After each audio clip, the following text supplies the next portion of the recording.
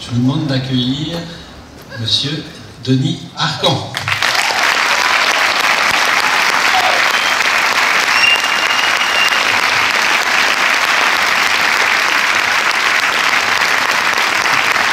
Marie-Pierre Morin. Alexandre Landry. Madame Denise Robert.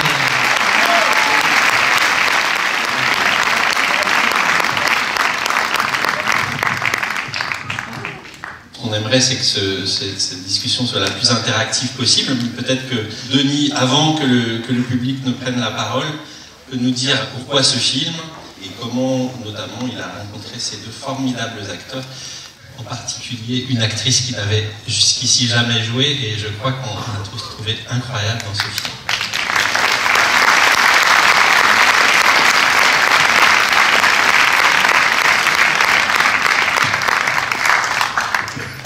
Le comédien, c'est simple, c'est un comédien que je connaissais, qui est un vrai comédien professionnel et que j'avais vu au théâtre d'abord et que j'avais aimé. Et puis on a fait quelques auditions qui se sont avérées aussi probantes que je le croyais, et puis on l'a engagé. Après ça, fatigant. Après ça, j'ai été porte-parole d'un tournoi de tennis à Montréal, qui était un gros tournoi, pas aussi important que Roland Garros, mais presque un gros tournoi avec les joueurs professionnels et tout. Donc j'étais le porte-parole parce que j'ai toujours été un fan de tennis et j'ai joué au tennis et tout ça. Et il y a une fille que je n'avais jamais vue ni d'elle ni d'Adam, qui était à ce moment-là reporter pour la télévision, et qui est arrivée et qui s'est assise devant moi en disant je suis désolé, mon caméraman n'est pas arrivé, il va falloir attendre et tout ça. Donc là, pour meubler la conversation, je lui ai dit qui êtes-vous, ce que vous faites, voilà, etc. Et elle est assise, puis je la regardais avec attention, je regardais ses yeux, puis elle était assise devant une fenêtre. Je me disais, au cinéma, ça serait pas mal cette fille. Sans savoir si j'avais du talent. Ah non, ça n'avait pas rapport avec le talent, mais j'étais sûr qu'elle était pour bien photographier. Puis j'ai mis ça dans un recoin de mon disque dur et j'ai oublié. Et puis après, j'ai écrit ce scénario-là. Et dans ce scénario-là, il y avait un personnage, donc le sien. Puis je me suis souvenu d'elle.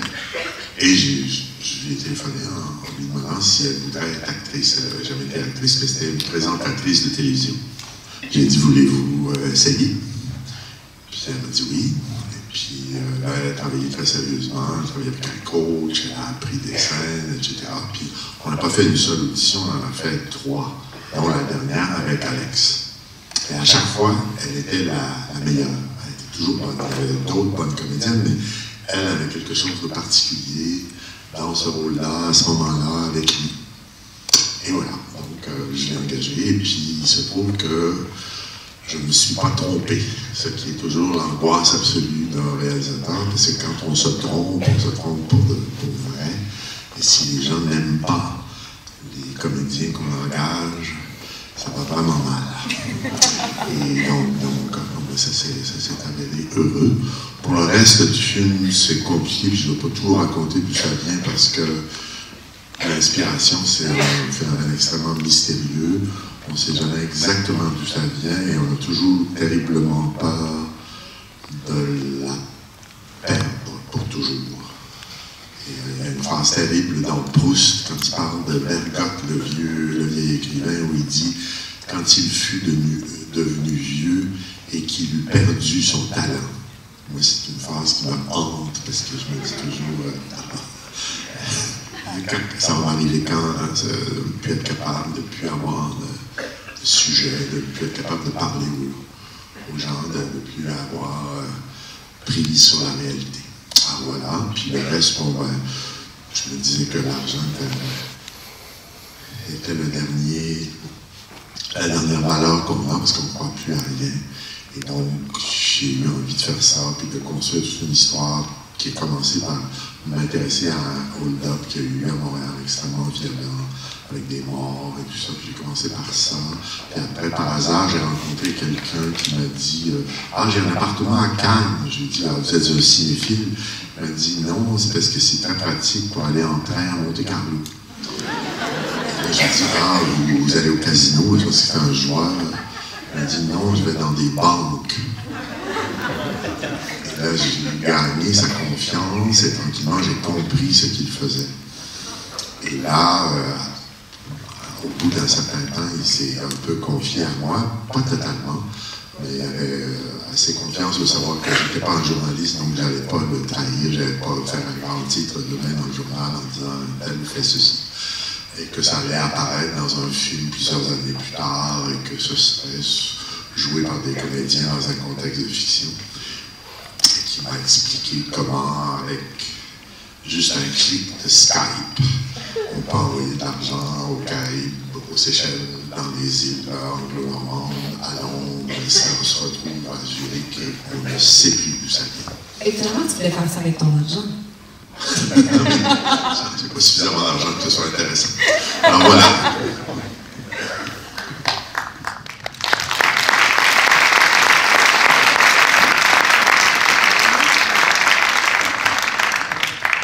Alors, une question de la salle, monsieur devant.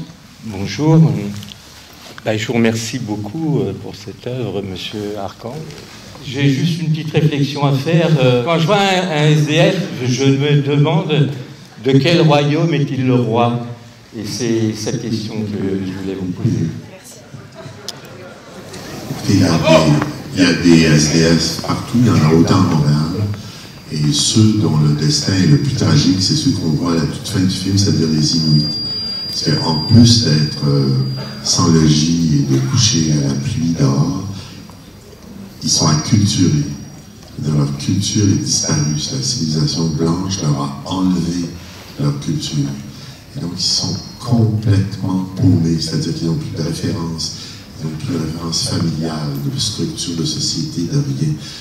Et ça, c'est un cas absolument tragique et on ne sait pas quoi faire pour eux. On peut leur donner de l'argent, mais quand j'ai filmé ces gens-là, on les a filmés d'abord de l'autre côté de la rue. C'était un truc improvisé. Et j'ai traversé la rue pour me demander si je pouvais faire des close-up d'eux. J'ai dit, je vais vous engager comme rôle muet dans mon film. Je veux que vous soyez dans mon film, mais je vais vous engager à vous faire des contrats. Puis il y a une femme qui a dit, si tu me donnes des dollars, je vais aller les boire tout de suite. Et j'ai dit, écoutez, vous faites comme vous voulez. Vous êtes libre. Mais je veux que vous soyez traités comme les autres comédiens avec le tarif syndical. Ce qui m'intéresse important sur le plan éthique, si vous voulez. Mais c'est des cas absolument tragiques. Et puis il y a tous les autres. Il y a ça dans toutes les villes du monde. Vous marchez dans n'importe où. Ils sont là, ils sont couchés par terre, etc. J'ai déjà fait un film sur juste ces gens-là, sur les gens sans domicile. C'est un problème dont je n'ai pas la solution. Mais une des choses qui me rend un peu optimiste par rapport à l'humanité en général, qui m'empêche d'être totalement pessimiste, c'est qu'il y a vraiment des gens absolument extraordinaires. Je sais qu'il y en a à Paris, je le connais, qui sont fabuleusement dédiés à ces gens-là, qui les aident, qui sont des gens admirables, beaucoup plus que moi. Moi, je suis large, je suis un cinéaste. C'est pas terrible. Mais eux, il y a des gens extraordinaires qui nous redonnent confiance dans l'humanité. Voilà.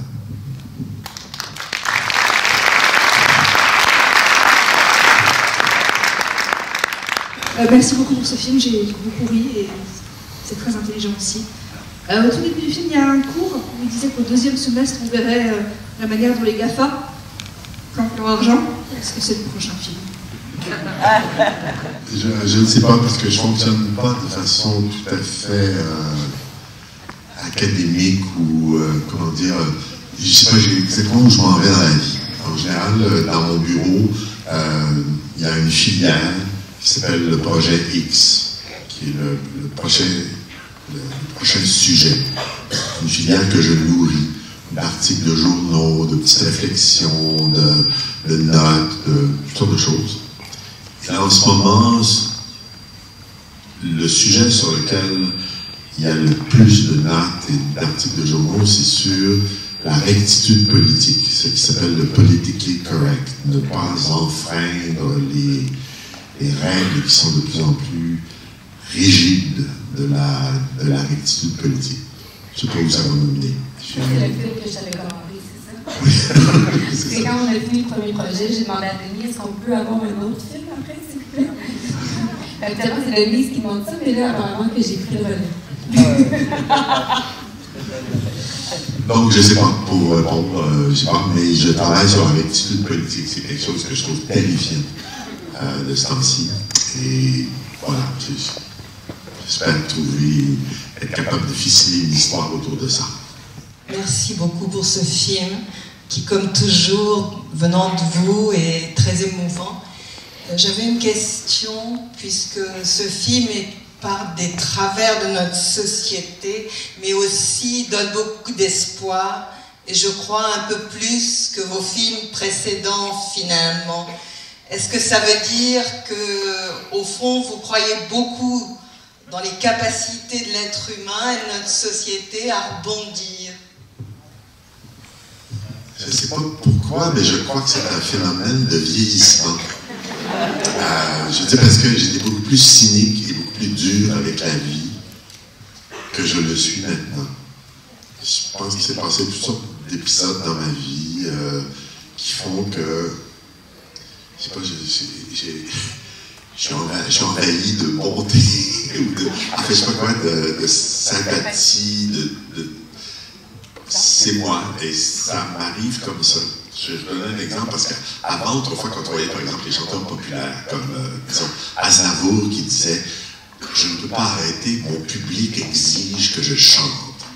J'écoutais ça, ouais, bien sûr, son public, évidemment, il va encore faire des millions, il va avancer de l'argent, on s'en fout, c'est pas vrai, etc. Bon, à mesure que j'ai vieilli, il m'arrive des histoires semblables. Comme par exemple, il y a à peu près 1 an avant de finir ce film, je suis dans une épicerie, je suis en train de choisir des oranges, et une dame très bien qui passe à côté de moi et qui dit « Là, on attend. » Je dis « Pardon, là, comment? » On attend. Elle s'en va. Je ne voulais pas engager la conversation plus ni rien, mais elle me dit « On attend. » Et après, dans une autre occasion, dans un garage, avec deux gros types balèzes, ils disent « Ouais, c'est pour quand le prochain film? » Là, je dis, ben, je sais pas, c'est ça, c'est il y a 4 ans, je viens de finir mon dernier film qui n'avait pas bien marché. Là, je dis, oh, je sais pas, j'en ferai peut-être même plus. Ah, ben, c'est dommage. Ben, pourquoi c'est dommage? Elle dit, nous, on les aimait vos films. C'est tout, ils sont là. Et alors, j'ai plein de témoignages comme ça, qui font que je me dis, ah, ben, il faut que je continue, il faut que je fasse des films. Et je me sens ridicule de dire ça, justement, parce que je me sens comme Charles Aznavour, comme Luce Ariano, qui a fait des tournées à l'infini d'adieu, etc.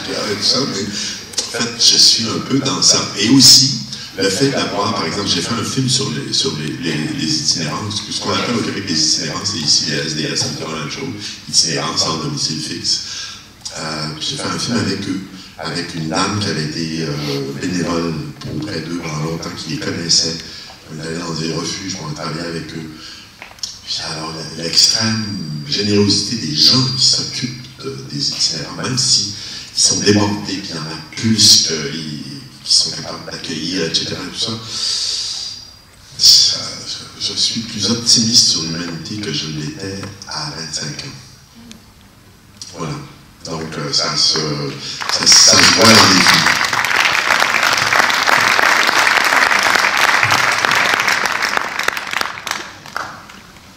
Moi, je voulais juste vous remercier, monsieur, parce que je ressors très contente de ce film.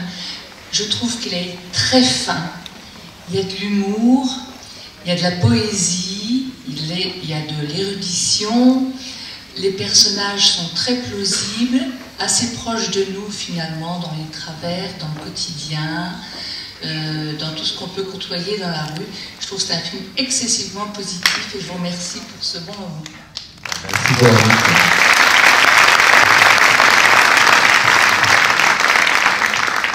Merci. permettez de citer à tout venant, quand je vais avoir des critiques, etc. Je vais vous citer. On a une autre question ici. Oui, bonjour. Je trouve votre film d'un charme fou. C'est sans doute aussi peut-être le jeu des acteurs. Mais il y a une question que je me pose, c'est sur le titre du film.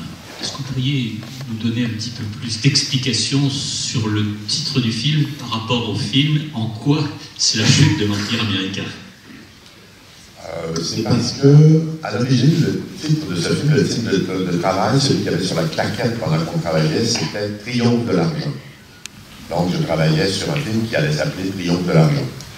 Quand j'ai commencé le montage, les gens faisaient référence à ça en disant « Ouais, ton film là, sur l'argent, c'est quoi? C'est la victoire de l'argent? » Et ils n'arrivaient pas à le retenir. Triomphe de l'argent. Je ne sais pas quoi, où ils disaient c'est triomphe de l'argent ou le triomphe de l'argent. C'est pas la même chose, etc. Et tout. Puis ça semblait créer de la confusion. Après, il y a d'autres gens qui m'ont dit ah oui, l'argent, là, moi l'argent, ça ne m'intéresse pas. De toute façon, c'est pourri l'argent, je ne veux pas en parler, ça ne m'intéresse pas. Et là, j'ai commencé à douter de mon titre. Je me suis dit c'est très important de ne pas se tromper de titre. Un titre, c'est fou. Parce que, enfin, c'est juste le titre, c'est pas le film. Mais si on se trompe de titre, on peut souffrir cruellement. Et j'ai vécu un exemple comme ça. Après avoir fait un film qui s'appelait Déclin de l'Empire américain, qui a été un gros succès en France, le film qui suivait ça s'appelait Jésus de Montréal, qui n'a pas vraiment marché. Donc, à ce moment-là, j'étais au distributeur qui était UGC, le très gros distributeur français. Et ça n'a pas de sens à aller questionner les gens à la sortie. Qu'est-ce qu'ils n'aiment pas dans ce film-là? Je ne comprends plus le public français, parce que si la même personne, il me semble que ça devrait marcher. Et là, je me suis rendu compte que ce n'était pas le problème du film. Les gens qui sortaient du film, ils avaient adoré ça comme l'autre film. Sauf que le mot Jésus, en France, en Italie, en Espagne, c'est pourri. C'est nul. Parce que ça rappelle les curés, les bonnes sœurs, le truc qui passe, en tout cas, n'importe quoi. Mais ça ne marche pas. Et donc, depuis ce temps-là, je suis paranoïaque sur les titres de films parce que ça m'a coûté, cette fois-là, un succès. Ben, pas seulement un succès, parce que le succès n'est pas si important que ça, mais je veux dire que les gens ne puissent pas voir ce film-là à cause du titre. Donc, j'ai commencé à avoir peur de ce titre, Triomphe de l'argent. Je me suis dit, comment je pourrais appeler mon film? C'est toujours pour moi une grande source de problèmes et d'angoisse, etc. J'ai douté de ce titre-là. J'avais peur que ce titre ne marche pas. Et donc, j'ai pensé au déclin et la chute de l'Empire romain, le livre de Gibbons qui est célèbre dans le monde anglo-saxon. Et là, j'ai pris ce titre-là. Mais pour moi, il veut dire simplement cette époque dans laquelle nous vivons. C'est tout. Nous vivons à l'époque du déclin et de la chute de l'Empire américain. Nous sommes tous des sujets de l'Empire américain, proches où nous, au Canada, évidemment, on est à côté. Vous êtes un peu plus loin, mais ça vous touche aussi. Et donc, voilà, j'aurais pu appeler ça cette époque dans laquelle nous vivons. Ça n'aurait pas été si brillant, mais en tout cas, voilà, c'est la réponse à votre question.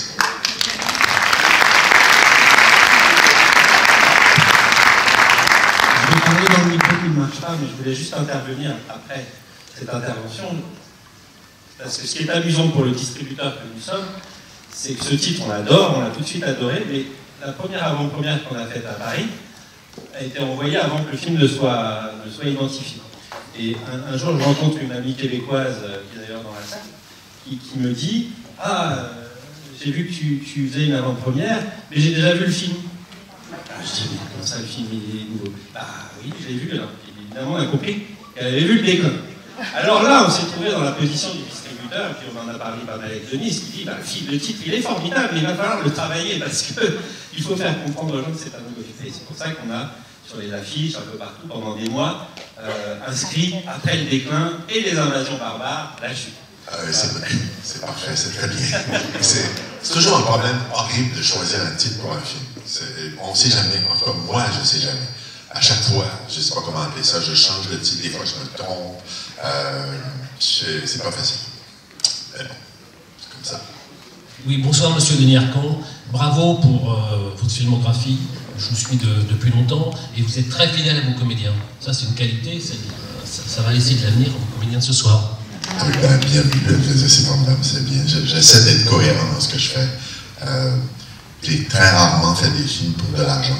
Je suis payé correctement pour faire un film, mais ma motivation, c'est pas ça. C'est d'essayer de suivre une sorte de démarche, une sorte de cohérence. Les sujets s'enchaînent. En fait, je parle toujours de la même chose, de la société dans laquelle je vis, comment je réagis à ça, ma vie privée qui se mélange à tout ça, etc. Puis j'essaie d'être cohérent, puis que tous les films, en fait, si vous les regardez tous, ils se suivent. Ils font tous partie d'une sorte d'ensemble. Il y en a qui marchent plus, il y en a qui marchent moins. C'est pas grave. Et j'ai réussi à faire ma vie comme ça, donc je suis assez content, finalement. Je suis satisfait de moi-même, c'est pour ça. J'aimerais être un meilleur cinéaste. C'est plein de scènes que je vois tourner par des films, par d'autres cinéastes, où je me dis, oh merde, ils sont tellement bons, je suis nul, etc. Mais bon, je continue. Bonsoir. Merci beaucoup pour ce film qui a encore été vraiment un grand plaisir de voir un film de vous, de rigoler, d'apprendre des choses. Et puis c'est extrêmement bien monté, quoi. Bon, là, il y a du suspense, voilà. C'est jubilatoire, en fond, votre cinéma. Moi, j'ai une question, en fait, pour les deux acteurs. Et cette question, c'est, il est comment Denis Arcand pendant les tournages? Voilà ma question. Avant qu'ils répondent, ils vont vous mentir. Je n'ai jamais vu d'acteur dire le réalisateur était pourri, était nul, était à chier. Ils vont tous dire c'était merveilleux, il est extraordinaire. On va la dire la vérité de Monico. Tu veux y aller ou j'y vais? Denis, qui tu veux qui commence? Parce que là, on est prêt. On a les fleurs et on a le pot, le vase. Mais moi, j'ai détesté travailler avec Denis Arcand. Non, c'est pas vrai. Vas-y. En fait, moi, ce que j'ai pu remarquer, pour vrai, c'est que c'est un homme qui a beaucoup d'écoute. Je crois que ça prend ça pour être un bon réalisateur. Ça prend une bonne écoute parce que d'une part, un film, ça se fait pas tout seul. Il y a une grande équipe. Et Denis, il met beaucoup de temps dans son scénario, mais aussi, il passe beaucoup de temps à écouter ce que les gens veulent sur le plateau et comment ils ont envie aussi de partager à leur façon. Puis je pense que ça fait partie d'une de ses grandes qualités, c'est comment il arrive à avoir cette écoute-là, cette sensibilité-là, puis c'est vraiment satisfaisant d'une part. Moi, je trouve que Denis, avec la carrière enviable qu'il a et en étant le monstre sacré du cinéma québécois qu'il est, a énormément de respect pour tout le monde, dans tous les départements, que ce soit à la caméra, au son, au maquillage, au costume. C'est un homme extrêmement respectueux, et surtout de ses acteurs, mais aussi, il fait des films dans le bonheur. Et ça, moi, ça m'a bouleversée parce que c'est non seulement un grand réalisateur, c'est aussi un grand ado. C'est un enfant qui aime s'amuser, qui aime avoir du plaisir sur un plateau avec ses acteurs, avec son équipe. Il y a un plaisir fou à tourner et c'est contagieux. Donc c'est non seulement sain d'être sur un plateau avec Denis Arcand, mais ça fait du bien aussi.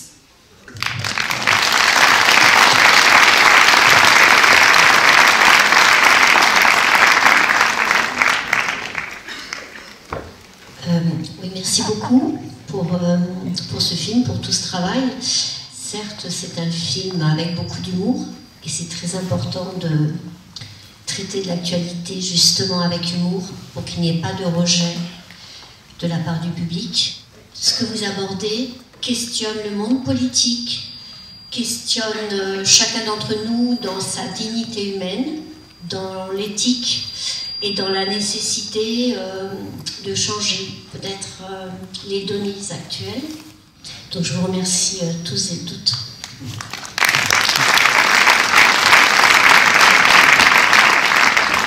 Merci beaucoup, j'avais rien à ajouter à ce que vous dites. Mais je pense qu'en général, si on fait des films et qu'on travaille suffisamment sur le sujet, qu'on va assez loin et qu'on travaille dans une grande sincérité, sans aucun intérêt particulier économique ou des choses comme ça, pas pour faire du fric, pas pour faire de l'argent, pour essayer de faire le film aller le plus loin possible sur ce sujet-là, creuser, travailler.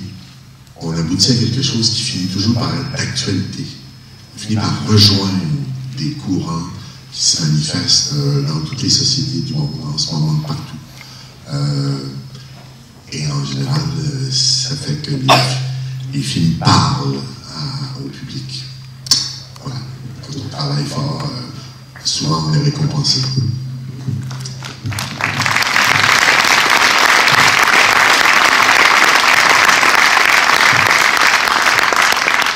Un grand merci, Denis, Marie-Pierre, Alexandre et Denise.